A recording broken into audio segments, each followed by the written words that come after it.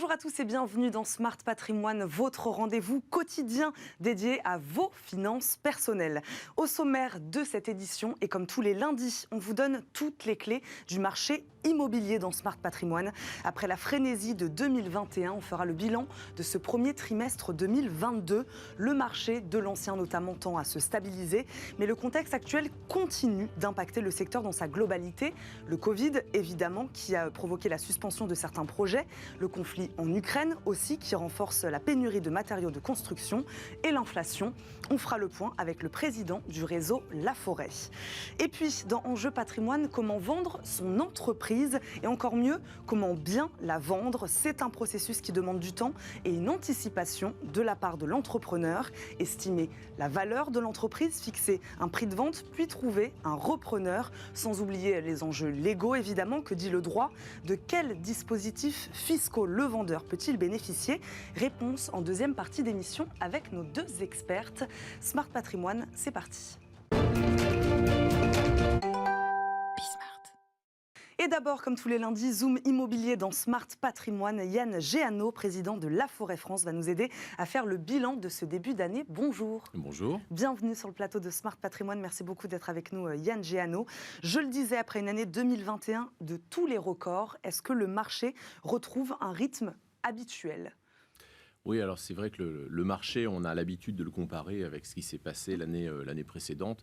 Moi, je préférais qu'on isole un peu l'année 2021, année hors norme, année de rattrapage durant laquelle beaucoup de Français ont concrétisé des projets qu'ils n'avaient pas pu mener en 2020. Et pour arriver à 2022, un premier trimestre qui avait mal démarré, on va dire, avec cette épidémie de Covid, des vendeurs qui ne nous laissaient plus visiter leur logement, qui étaient isolés ou qui devaient isoler et accompagner leurs enfants, des acquéreurs qui...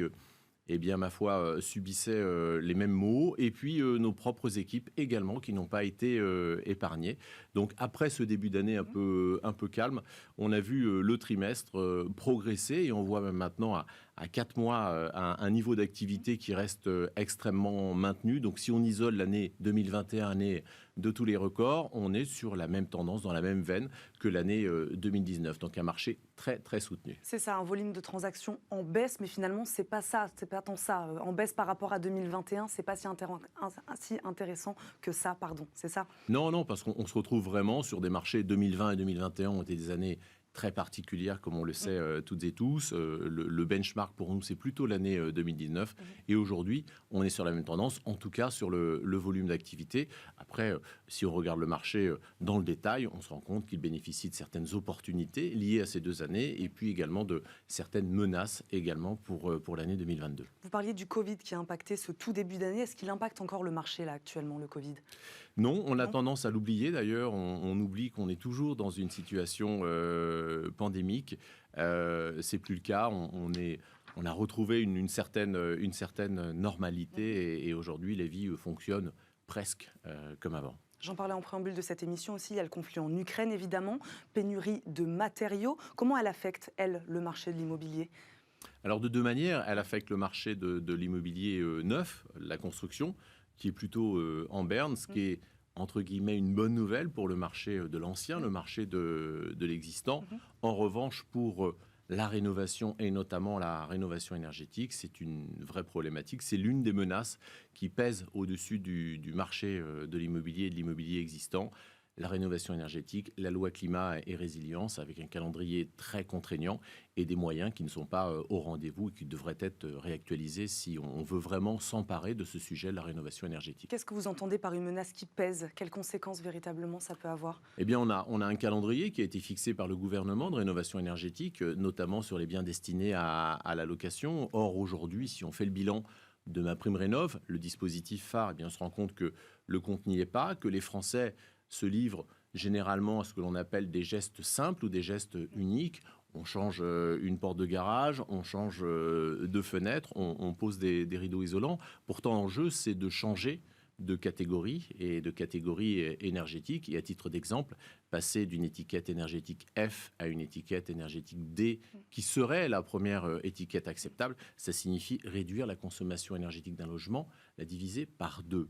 Et aujourd'hui, on est très très loin du compte, des aides qui sont difficiles à déterminer, une filière de sous-traitance notamment qui est insuffisante, et puis l'inflation que l'on voit partout, y compris sur les matières premières, beaucoup sur l'acier, sur l'aluminium.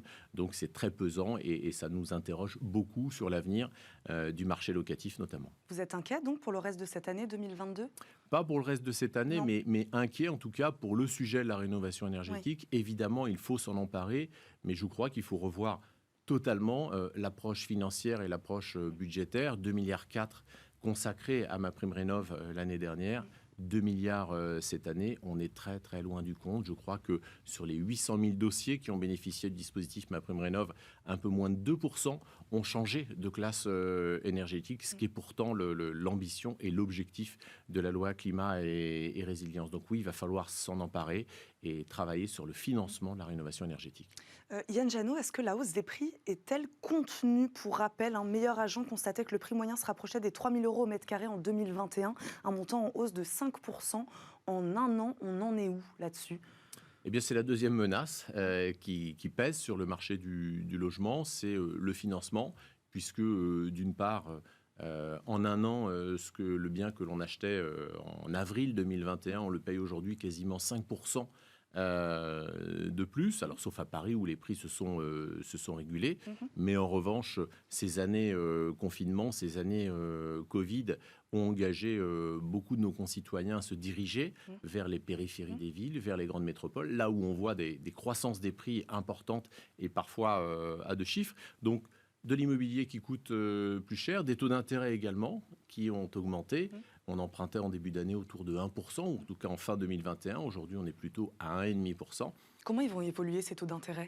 Certainement orienté à la hausse. Il me semble que pour essayer de juguler l'inflation notamment, c'est l'un des outils. Mais face à ça, on a surtout des critères d'octroi du financement qui se sont rigidifiés, les critères imposés par le Haut Comité à la stabilité financière, qui sont aujourd'hui contraignants pour les banques, contrairement à ce qui se passait les années passées, et aujourd'hui qui signifie qu'on voit concrètement certaines catégories d'âge, certaines catégories socio-professionnelles qui progressivement sont évincées du marché.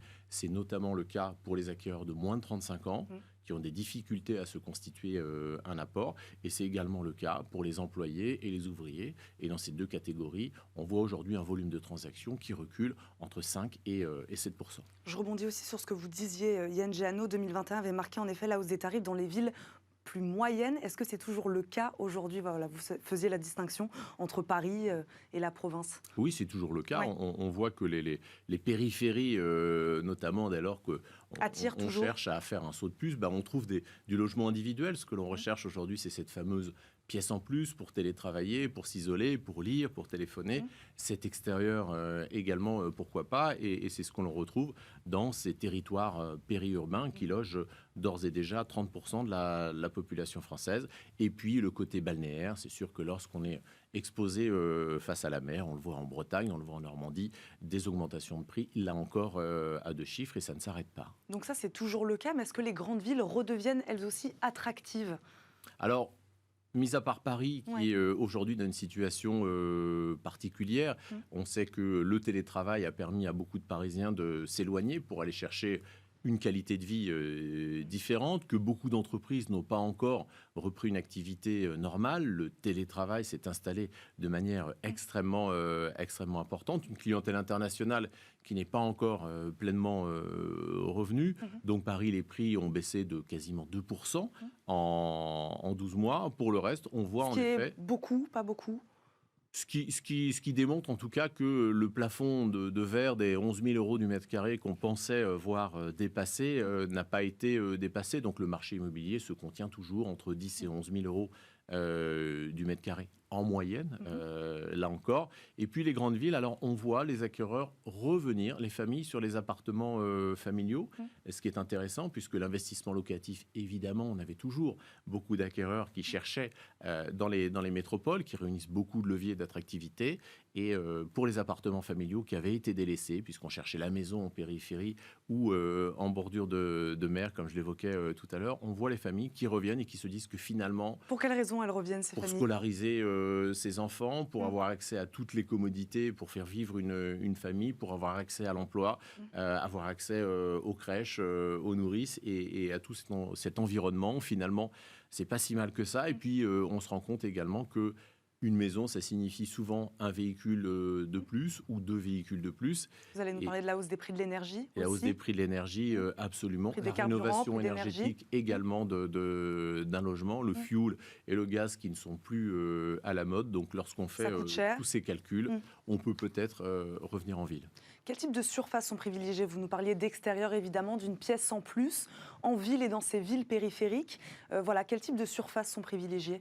Alors, la surface, on va dire que le bien classique recherché, c'est un bien avec 3 chambres qui peut être occupé par une, entre guillemets, petite famille avec seulement 2 chambres et la 3e chambre qui sera affectée à un usage de bureau ou de chambre d'amis.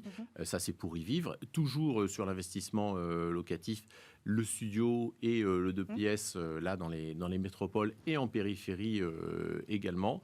Et puis, les appartements familiaux, comme je l'évoquais à l'instant, avec une terrasse, avec un balcon. Ça, c'est un gros plus qui est vraiment recherché pour pouvoir s'aérer le cas échéant après ces 2 années encore de pandémie. L'offre sur Paris donc, se redresse. Est-ce que ce sera suffisant, selon vous ? On a une réelle problématique sur Paris d'offres. De toute façon, on ne peut pas construire. Il se construit quelques centaines de logements par an. Ce n'est pas non plus en rehaussant les immeubles qu'on va permettre aux Parisiens de se loger. Non, ce ne sera certainement pas suffisant. C'est la raison pour laquelle il faut voir en effet le Grand Paris aujourd'hui dans sa globalité et délocaliser certainement une partie des emplois et poursuivre ce qui a été déjà initié sur ce projet du Grand Paris avec des pôles de compétences, des pôles universitaires et des pôles d'emploi. Projet du Grand Paris, vous parliez de rénovation énergétique aussi tout à l'heure. Est-ce que vous attendez de l'État et du nouveau gouvernement Macron justement qui prennent des mesures supplémentaires pour favoriser l'accès à la propriété ? Il faudrait déjà aller au bout de ça ? J'ai envie de dire, on aurait attendu déjà ces mesures au moins sur un projet et le logement a été totalement délaissé dans la campagne par tous les candidats, ce qui est une réelle problématique. On parle aujourd'hui de pouvoir d'achat, on parle aujourd'hui d'inflation, on parle aujourd'hui d'emploi et le logement est au centre de toutes ces préoccupations. Donc on attend un vrai plan logement en effet qui ne soit pas uniquement dogmatique. On n'attend pas que le logement soit vu uniquement comme une variable d'arbitrage budgétaire non plus. Donc on attend beaucoup de ce futur gouvernement. Merci beaucoup Yann Géano d'avoir répondu à nos questions aujourd'hui dans Smart Patrimoine. Je le rappelle, vous êtes président de La Forêt France. Merci beaucoup d'avoir fait le bilan de ce marché immobilier pour ce premier trimestre. Merci beaucoup. Tout de suite, c'est Enjeu Patrimoine.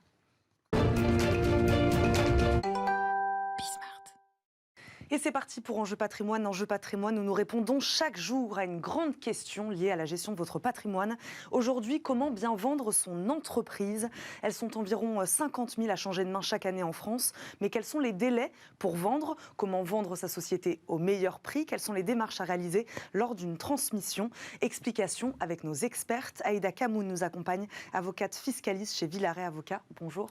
Bonjour. Bienvenue sur le plateau de Smart Patrimoine. Branca Berthoumieux nous accompagne également, directrice du pôle transmission à la CCI Paris-Île-de-France. Bonjour. Bonjour. Bienvenue mesdames, merci d'être avec nous sur le plateau de Smart Patrimoine.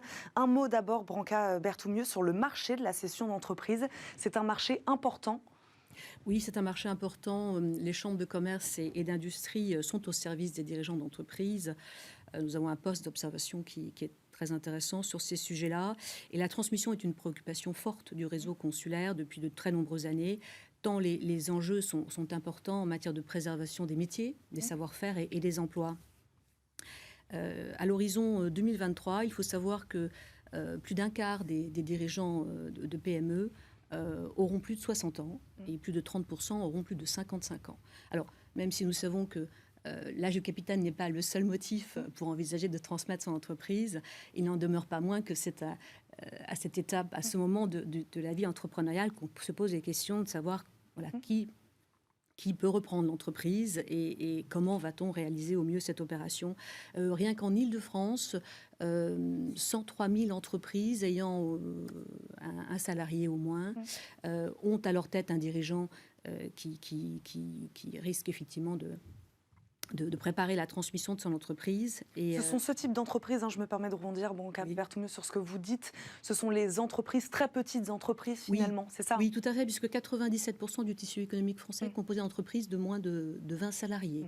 Donc, d'ailleurs, se pose souvent la question, mais on y reviendra, sur la nécessité d'anticiper.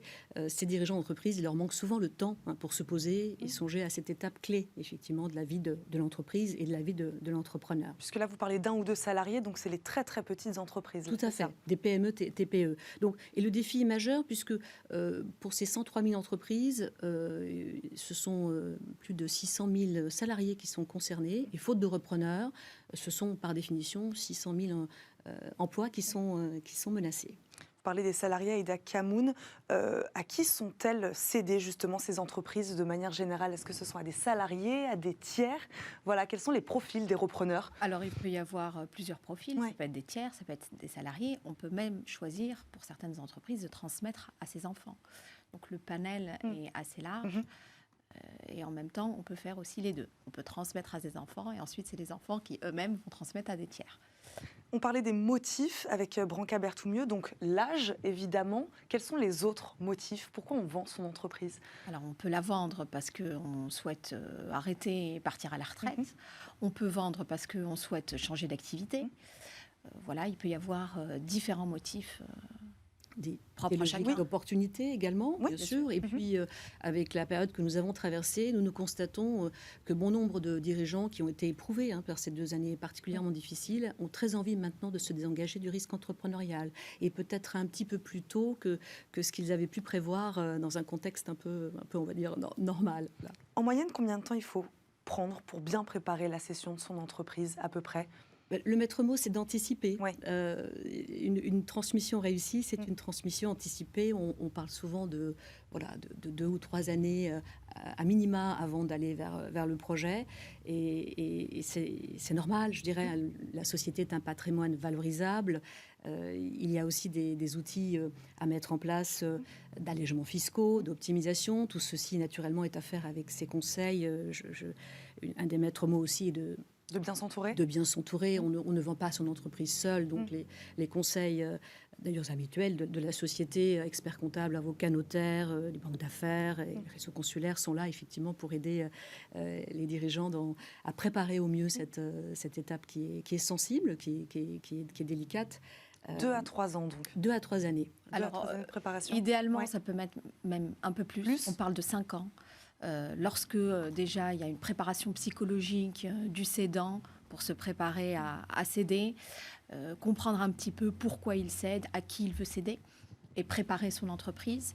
Après, on parle d'un délai de 2 ou 3 ans entre vraiment le moment où on va chercher l'acquéreur. Ça y est, définitivement, on a pris la décision de vendre et donc on va le chercher, le trouver, parce que ça peut prendre du temps en fonction du moment où on va céder, en fonction du nombre de repreneurs qui se présentent à nous. Et puis il y a peut-être le temps de la négociation également. Il y a le temps de la négociation, la rédaction rédaction des actes, pour arriver au final à la cession définitive. Aïda Kamoun, qu'est-ce qu'on transmet dans une entreprise? Ça dépend? Fonds de commerce, titre de société? Alors, ça va dépendre. Quand on est une entreprise individuelle, on va transmettre le fonds de commerce, on n'a pas le choix. Lorsque on a une société, on peut transmettre soit les titres de sa société, soit son fonds de commerce. Et là, le choix va se faire un peu au cas par cas, parce que la fiscalité applicable n'est pas la même. Dans la mesure où c'est la société qui va céder son fonds de commerce, c'est la société donc, qui va récupérer l'argent de la cession. Donc, il va y avoir une première imposition au niveau de la société. Et puis, si le dirigeant souhaite investir, c'est un bon mécanisme parce qu'il va garder l'argent au sein de sa société, qu'il va réinvestir dans d'autres activités, par exemple. Mais si jamais il veut récupérer cet argent à titre personnel, Dans ce cas-là, il va avoir une imposition des dividendes, donc une deuxième imposition. Et très souvent, lorsque on va faire des simulations de calcul, dans le cas où le dirigeant souhaite conserver le prix de cession, on va plutôt conseiller la cession titre plutôt que la cession du fonds de commerce. Donc là, vous êtes là, vous, justement, pour les conseiller sur les avantages fiscaux en fonction de, de ce qui leur appartient et de ce qui serait intéressant pour eux. C'est votre travail. Alors, le vrai travail, c'est surtout au départ de questionner. Oui. Questionner en lui demandant quel est son projet, qu'est-ce qu'il veut.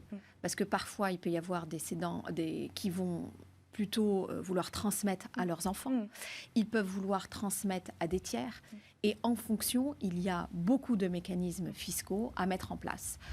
Lorsque on est dans le cadre plutôt d'une donation, il y a le pacte du Treil, il y a les donations-cessions, il peut y avoir aussi l'apport-cession. Il y a tellement de mécanismes qu'il faut vraiment faire un travail de fond en amont, de préparation, comme vous le disiez tout à l'heure, pour céder au mieux avec une fiscalité la plus avantageuse possible. On disait donc qu'il faut anticiper. Oui, vous vouliez réagir? Non, effectivement, cette étape, c'est le moment du questionnement. Ouais. Des questionnements pour un dirigeant, c'est voilà, est-ce le bon moment pour vendre, en l'occurrence? Est-ce qu'il y a un bon moment pour vendre? Il y a forcément un bon moment, mais qui correspond finalement à la maturité d'un dirigeant. C'est très personnel et très propre à chaque dirigeant d'entreprise. Après, ce qu'il faut savoir, c'est qu'il ne faut pas non plus trop attendre parfois, parce qu'on sent qu'il faut du sang neuf, des idées nouvelles, une nouvelle énergie pour poursuivre le développement d'entreprise. Et quand on attend par trop, ça peut être aussi préjudiciable à l'entreprise et la fragiliser. C'est effectivement se poser les questions de savoir à qui on va vendre, dans l'intérêt aussi de l'entreprise. C'est aussi se poser le sujet de la valorisation de l'entreprise, c'est très important également. C'est le moment aussi de réaliser son patrimoine.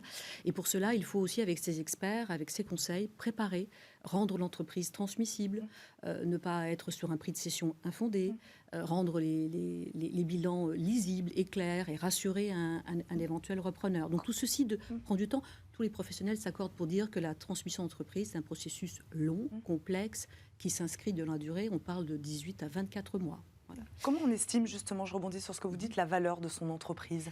Écoutez, il y a des experts pour travailler sur ce sujet-là, bien entendu. Donc, il y a plusieurs méthodes d'évaluation, entre la méthode patrimoniale et les méthodes basées sur la rentabilité des entreprises. Ça dépend aussi de la taille des entreprises.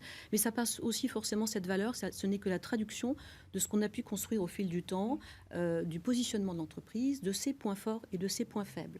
Donc, d'où l'intérêt de préparer l'entreprise pour justement qu'il y ait une capacité bénéficiaire et donner l'envie à un repreneur de... Sachant que... Il faut être honnête, Aïda Kamoun, sur ces... Alors, bien évidemment. Et puis, se préparer, c'est aussi mieux vendre. Pourquoi? Parce que lorsque on fait aussi, par exemple, des audits vendeurs avec les clients, et on va essayer de trouver les points un petit peu où... il pourrait y avoir sujet à discussion, et notamment qui permettrait aux avocats, au conseil du repreneur de négocier le prix à la baisse. Et donc, ce qui se passe, c'est qu'on va auditer, nous, en amont, regarder un petit peu ces points qui pourraient poser éventuellement problème, les assainir, et ça peut être... diverses choses. Ça peut être des contrats qui sont mal faits. Parfois, quand c'est des petites entreprises, il peut même y avoir des contrats fournisseurs qui n'existent pas. Donc, peut-être juste les matérialiser. Enfin, voilà, il peut y avoir un certain nombre d'éléments comme ça c'est intéressant de les identifier pour les améliorer et mieux vendre. Est-ce qu'il peut y avoir une grosse différence entre la valeur de son entreprise, celle qu'on estime, et puis finalement son prix de vente dans les faits? Oui, bien entendu, parce qu'il y a un affect très fort de la part de ces dirigeants de petites et moyennes entreprises. Et donc, c'est compliqué de donner une valeur à ce qui représente toute une vie de labeur, de sacrifice, de prise de risque. Et forcément, il peut y avoir un décalage entre ce que ne peut pas le voir, leur entreprise, et finalement leur idée propre. Mais je pense que le marché est là aussi pour répondre. Et puis, les experts sont là aussi pour expliquer pourquoi on est plutôt sur un tel niveau de valorisation. Sachant que parfois... en fait, bien vendre son entreprise, c'est aussi penser au temps d'après. Pour faire les choses de manière sereine. C'est-à-dire penser au temps d'après. C'est-à-dire que, en fait, un dirigeant qui a une vision assez précise et définie de ce qu'il peut faire après, c'est un dirigeant qui ira vers la transmission de manière plus sereine. Souvent, c'est toute leur vie, donc l'idée de se projeter en n'étant plus entrepreneur par la suite peut les effrayer, et certains trouvent toujours de bonnes raisons pour ne pas faire, parce qu'on est dans le sujet de l'affect, d'un attachement fort et presque viscéral à l'entreprise. Et au-delà des aspects techniques, juridiques, financiers et de la valorisation à proprement parler, on est vraiment sur une dimension psychologique très forte dans ces opérations, en particulier sur le segment de la petite et moyenne entreprise. C'est comme vendre la maison familiale qu'on a depuis 30 ans. On va lui accorder une valeur très importante, beaucoup plus importante que celle qui est réelle, qui correspond au prix du marché. Et donc, accepter qu'elle ne vaut pas autant, accepter de la vendre, tout ça, c'est un processus qui est long. Vous disiez tout à l'heure la rendre transmissible. C'est possible de la valoriser pour en obtenir un bon prix, au-delà de la rendre transmissible, à un prix peut-être plus élevé même que ce qu'on aurait imaginé. Oui, bien entendu, d'où la nécessité d'anticiper, parce que si vous voulez effectivement avoir des bilans et comptes de résultats clairs, optimisés, ça suppose effectivement de le préparer de bonne manière avec ses conseils, donc de nettoyer entre guillemets le bilan peut-être de participation qui traînent et qui ne font pas sens, vous le disiez, chers confrères, de contractualiser certains accords de manière à rassurer le repreneur, et puis de dégager aussi, de montrer que la société est en capacité d'être bénéficiaire. C'est aussi ce qu'un repreneur... C'est le business plan qui va jouer. Ira chercher. Voilà. On présentera un meilleur business plan, on présentera des chiffres plus clairs, et donc on arrivera à mieux vendre, c'est évident. Oui, savoir déléguer aussi peut-être aussi, parce que pour bon nombre d'entreprises petite taille, le dirigeant embrasse multifonctions, donc managériale, commerciale, administrative, et le fait aussi de pouvoir mettre en place, autant que ce soit possible, une structure ou une équipe qui permettra de transmettre en douceur l'entreprise et de rassurer le repreneur, c'est important.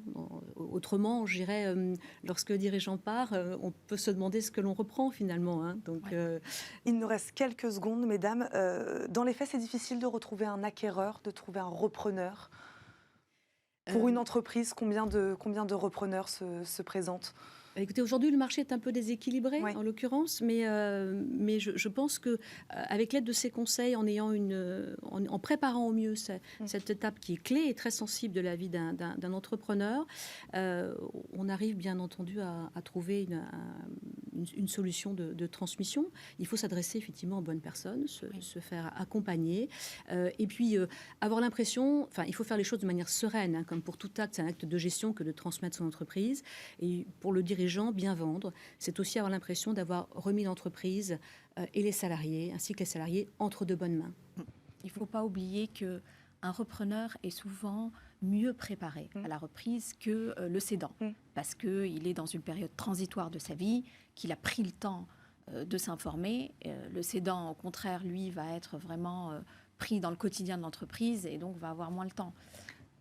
Donc c'est un déséquilibre qu'il faut essayer de combler. Intéressant, le repreneur plus préparé que le cédant. Merci beaucoup, mesdames, d'avoir répondu à nos questions aujourd'hui. Aïda Kamoun, avocate fiscaliste chez Villaret Avocats, Branca Berthoumieux, directrice du pôle transmission à la CCI Paris-Île-de-France. Merci beaucoup à toutes les deux et merci à vous de nous avoir suivis. On se retrouve demain, même heure, pour un nouveau numéro de Smart Patrimoine. À demain.